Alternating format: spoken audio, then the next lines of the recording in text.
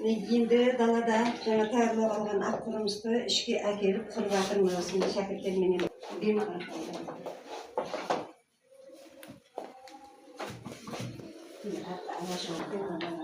аяқтарын қоя бересің, көкейіне қатты қоймайды.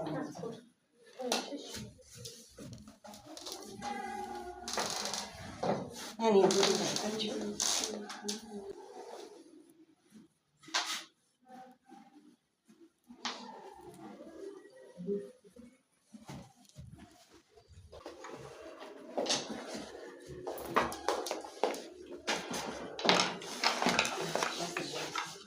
сүйріп ойламағансың,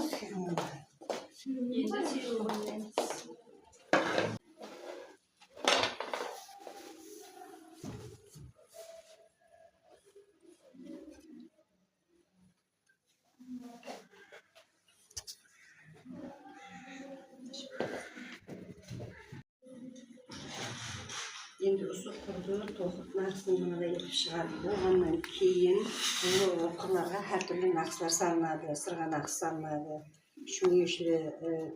шүңгейгішлі фигураның нақсы салынады. Әртүрлі нақсыларды тоқып олып, сыртқы безеуінен есапланатығын ақ құрды біздер бітіреміз.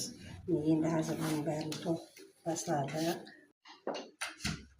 Енді міне жаңағы байлап көрсеткен құрымызға нақысты тоқып шәкірттерімізге көрсетеміз. Менің қаптарында шәкірттеріміз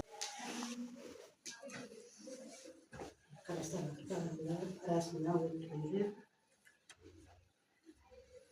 Ассалаумағалейкум.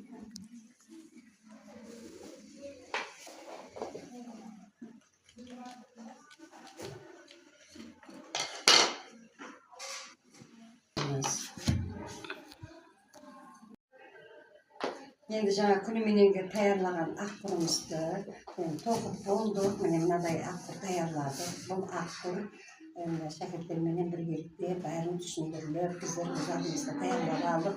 Бұл құр қаридың сыртқы безері болып есапланады. Бұнда ақ құрды тоқыған уақытларында жүдә абайлап, нақыстарын келтіріп, гүлдерін гүліне қойып тоқу керек. Біздің Қарақалпақ ақ отауының ұйымдастыреміз шәкірттерменен біргелікте.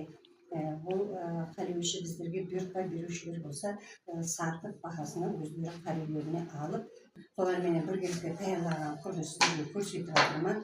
Бұл шәкірттер әзір өз алдына жақсы тоқу халына келіп тұрыпты. Бұлар енді өз алдына оқып, етек десе де есапланады.